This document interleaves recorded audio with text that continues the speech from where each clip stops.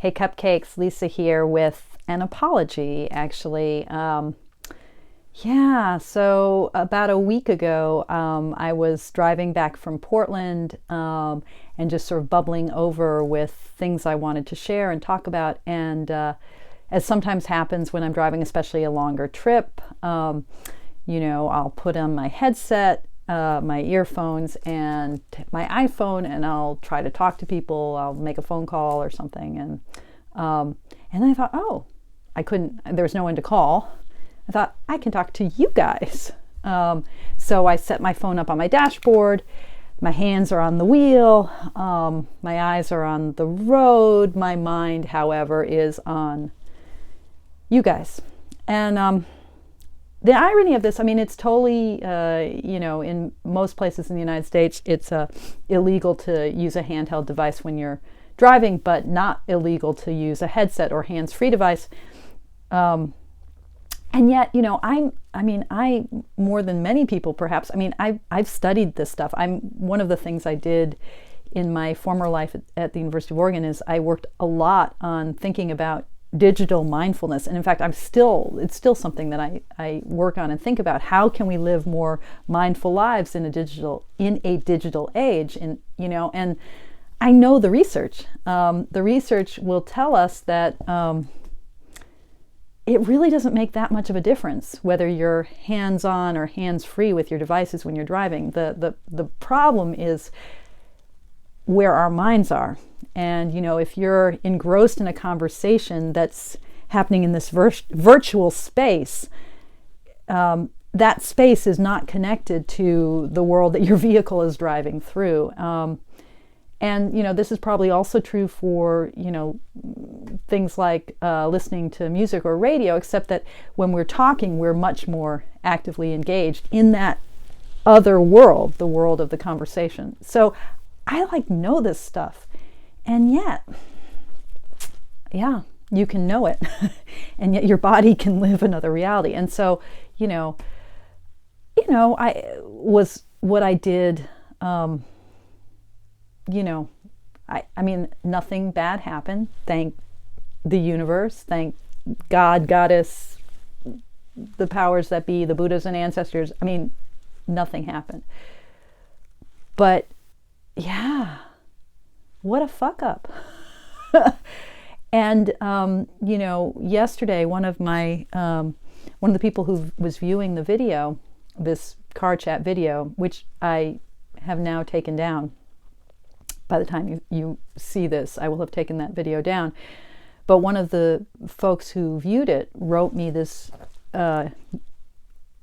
comment yesterday, which was really smart. They wrote, "This is far from mindful. It is dangerous, crass, and ego-driven behavior. Focus on your life and the lives of others.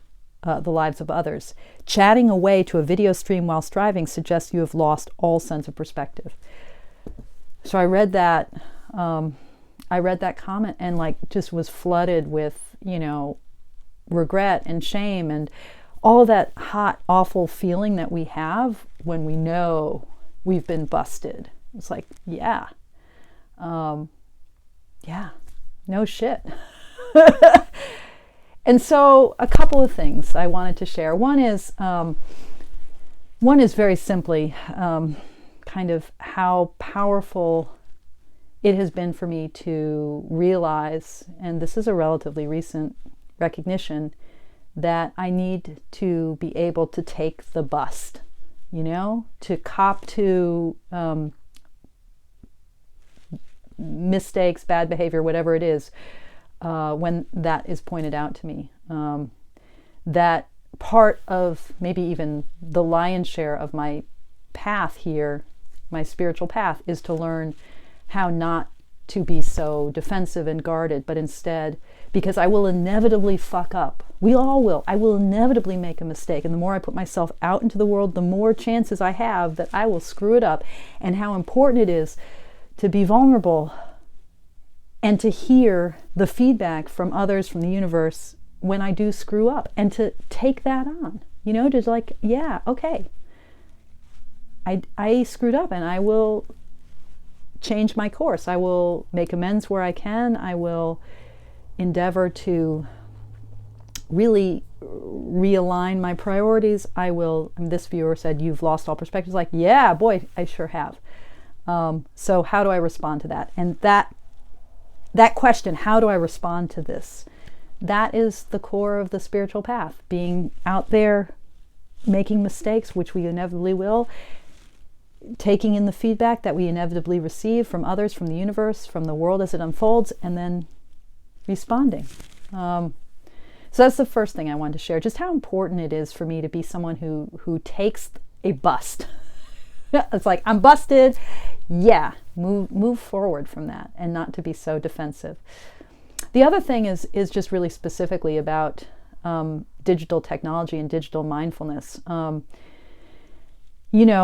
We're living in this digitally mediated world, and there's all sorts of things that that world brings to us. But there are all sorts of ways in which it is a world that contributes to consumer-minded behavior, to distractibility, to not being mindful, not being focused on this present moment, not being focused on our own embodiment. And I just wanted to share a few books that have been important to me in thinking about all of this. The first is Nicholas Carr's The Shallows, which is a book about the brain science and how internet and digital technology has changed the way we think, and what's happening to our ability to read and to concentrate and to take in complex thought. I'm looking at, this is now a 6-minute 51-second video. We tarot folk tend to make long videos, but actually attention spans are shrinking.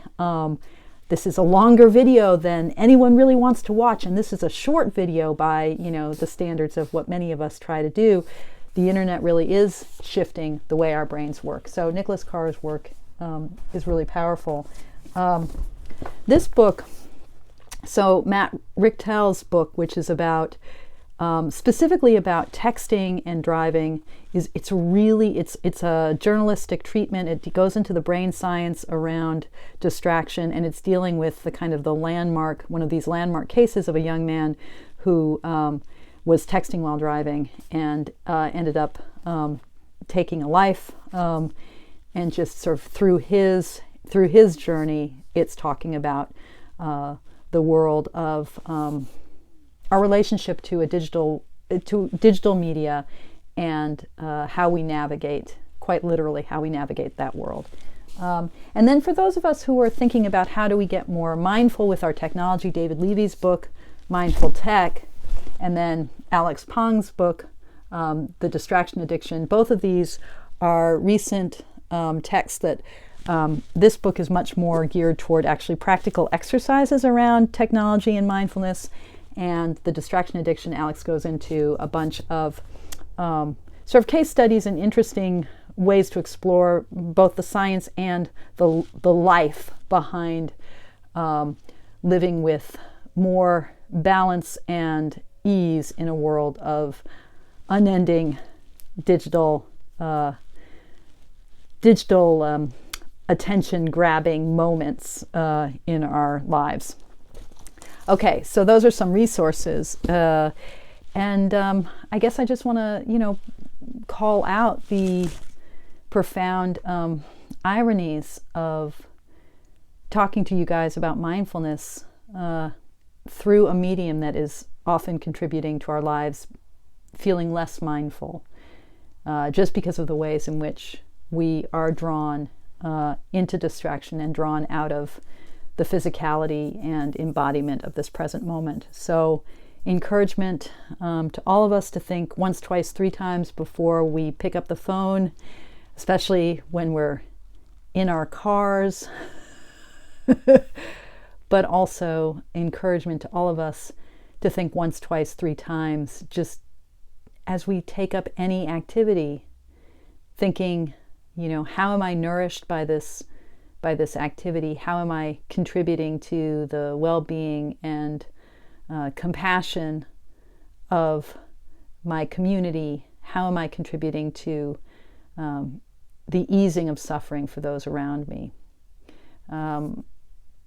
I'm sorry for any ways in which I contributed or have contributed to lives that are anything less than abundant, rich, mindful, and full. As always, I thank you guys for watching. And I thank you so much for your practice.